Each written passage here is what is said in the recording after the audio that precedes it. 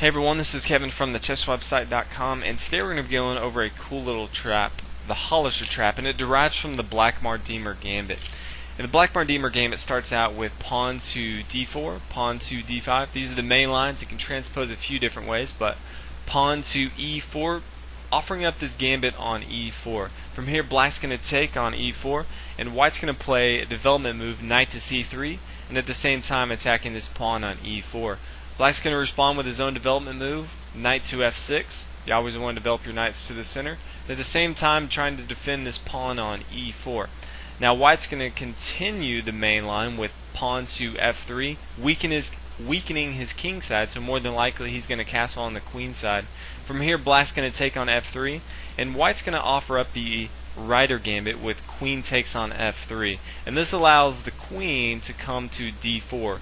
Now white is down 2 pawns in material, but black may fall into a very familiar trap that we're going to take a look at, the Halosar trap. And this is actually a very aggressive and very good line for white because he has a lot of attacking potential. From here, white's going to play bishop to e3, and the queen has to go somewhere. And a lot of times, if a black player hasn't played this too often, he'll play queen to b4, thinking that the white would like to castle on the king side, on the queen side, and he already knows that we can't play rook to b1 to defend this b2 pawn because we want to castle on the queen side, and we won't play pawn to b3 defending this because we'll lose our knight on c3. And so he knows that if we castle on the queen side, then he can bring his bishop to g4, pinning down our queen to our rook on d1, and black's going to just continue to mount up more and more material. Since he already has a 2-pawn advantage, a lot of times if he can trade off this rook for his bishop, that's going to be ample material for him to win the game pretty easy. But this is actually the trap that we want him to fall into. After he plays his queen to b4, we're going to continue with our plan, castle on the queen side. And remember, we want to castle on the queen side, one, for king safety, but at the same time, more importantly, we want to bring our our rook to d1. We really want this full d open file to be open for our rook, because it's going to open a lot of attacking lines for our rook, as this king can't move.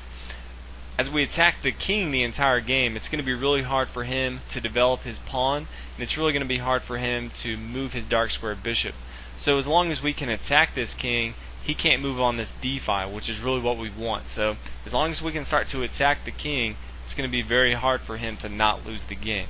So from here, we'll continue. More times than not, if he does play queen to b4, he's going to play bishop to g4.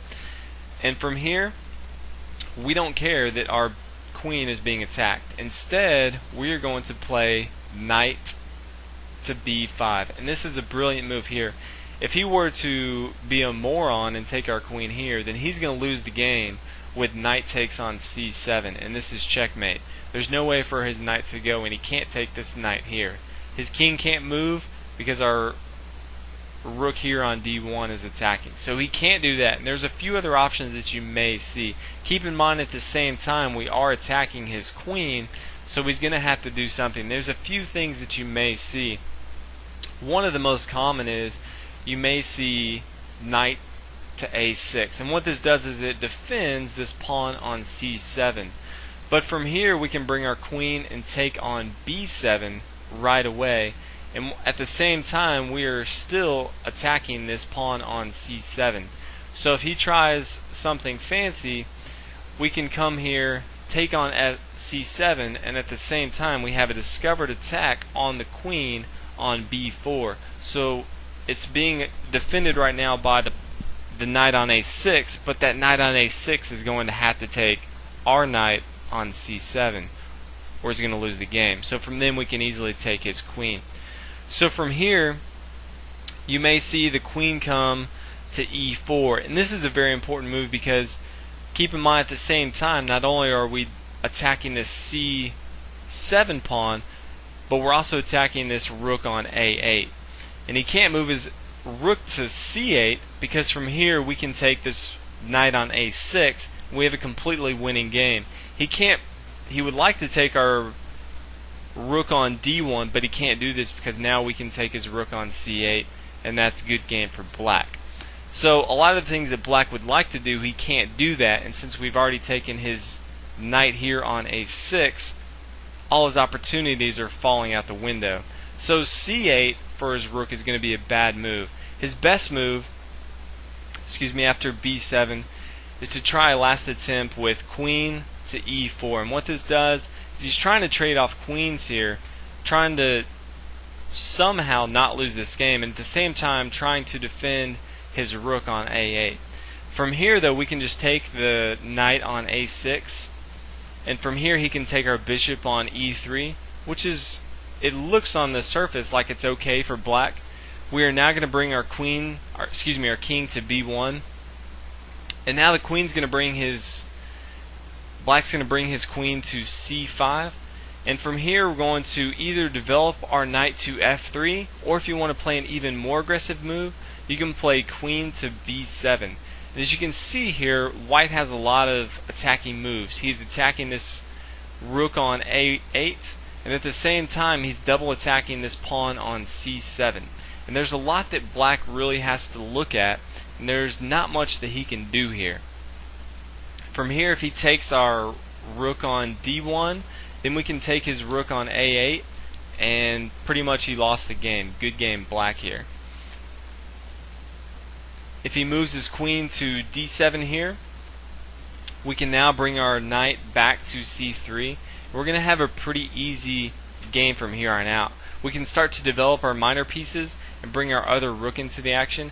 As you can see here, the material is about even. He's up one pawn to material, but as you can tell, our pieces are a lot more active and his king is wide open in the very middle of the game. So this is going to be a very good game for white, and this is if he plays perfectly. If he falls into that trap early on and plays his bishop to g4, trying to pin down our queen, it's going to be very hard for him to do anything but lose the game. There are a few other options that you may see in the game. A lot of times, we'll go ahead and get into it again after we bring to f3 and he takes. And we bring our bishop to e3, and we castle on the queen side. And he brings his bishop down. If we bring our knight to b5, a lot of times you'll see him right away try to get his pawn out of the way and try to give his king a little bit of room. So you may see pawn to e5, which is a noble attempt, but from here we can come in and play our knight to c7, attacking the king. And as we already talked about, he can't move down this d file because of our rook. This rook on d1 is so important the entire game because it really minimizes where the king can go. Now from here, the only move that black has is king to e7, and from here we can just bring our queen to b7, and we're already attacking this rook on a8. There's nothing that black can do to prevent us from taking this, and we're just going to continue to go up in material. His king is out in the open, we're just going to continue to gobble up pieces. If he tries a last-ditch effort and takes our queen on b7, then we can bring our bishop to c5, checkmate. There's no way for him to go, and this would be a pretty awesome way, I think, to win the game, because he has so many of these pieces, but there's nothing he can do. He can't take our bishop, and he can't move because of our knight, and he can't move on this d5 because of our rook. So keep this in mind if you do play it. Another thing you do want to take a look at is if he doesn't fall into the trap. Anytime you do play a trap, you want to be aware that he may not fall into it. So if we continue along the lines of the trap, and he takes on f3, and we do play f3 with our queen, and he does come down and capture with his queen after we play with bishop to e3, the best move that he can do is queen to g4, not putting his queen on b4, trying to attack this pawn.